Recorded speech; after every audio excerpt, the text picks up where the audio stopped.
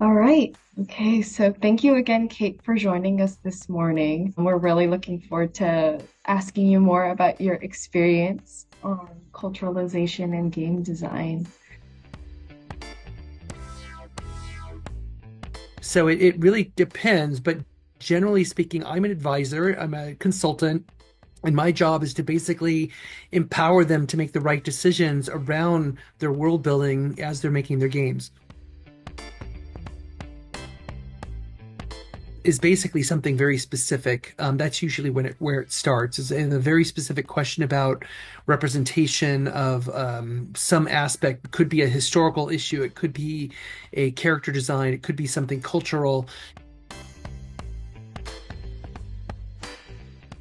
That is a great question. I mean, because yeah, it is definitely a hot topic about the way that AI is influencing adaptation of content. The culturalization issues are so nuanced sometimes. They're so context specific, and there's so many variables you have to consider about making the right call. So there's so many different precise variables that have to align that I think right now only a human brain can really figure that out.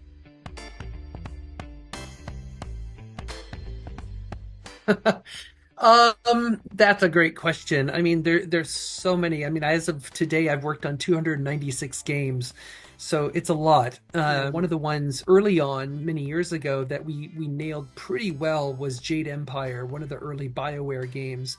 I loved working on that game because it was a real culturalization challenge because they had set out to create a fantasy game that's based on Asian medieval culture rather than pretty much every fantasy game ever made, which is based on European medieval culture. I loved the fact that they set out and said, why don't we make a fantasy world based on Asian culture? But then that was the big challenge. What part of Asia? And they said, well, we want to make it more pan-Asian. So they drew influences from China, Korea, Japan, and South Asia from India. And they kind of combined them all together in this fantasy world to make something very unique.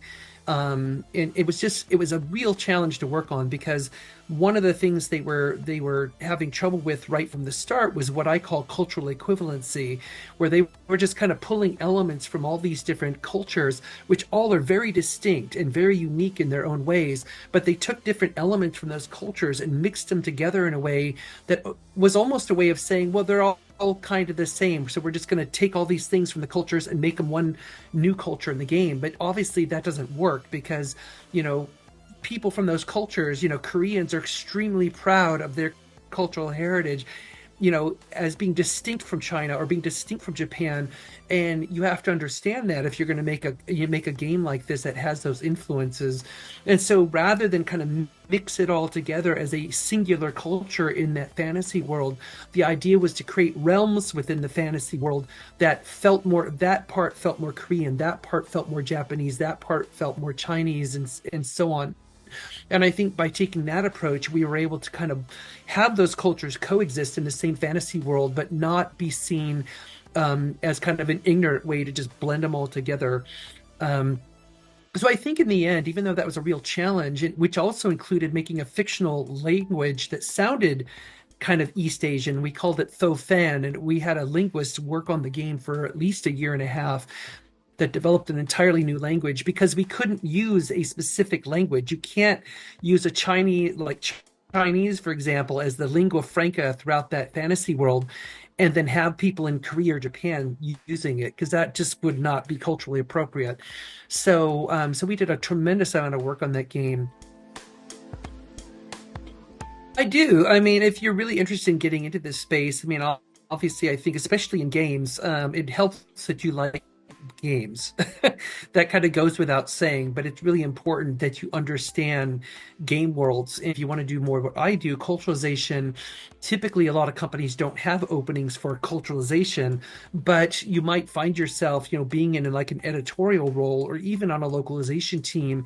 But then you could also assert yourself once you're in a role like that. Let's say, for example, you get a job as a translator. Well, then as you're doing that work, you could assert, well, hey, I can help with other things too, all the non-linguistic assets like gestures or symbols or other things, the culturalization aspects. So what I'm saying here is the key is that if you want to get a job in the industry doing this kind of work, you might have to be really creative about how you start doing the work. I just wanted to say thank you so much since we're localization students and we tend to adapt the role as a linguist and also a Uh, localizer. That's really inspiring to see how we can step into like game industry and took on these amazing work you did. Especially when it is such a nuanced position like you've talked about. It's really one of those things that I think needs to be advocated for and also just consistently needs to be pushed for in more mhm. companies the more that we go forward when we want to permeate into different markets. Thank you so much, Thank you Kate. so much. All right, have a good day. Thanks, you You too. All right. too.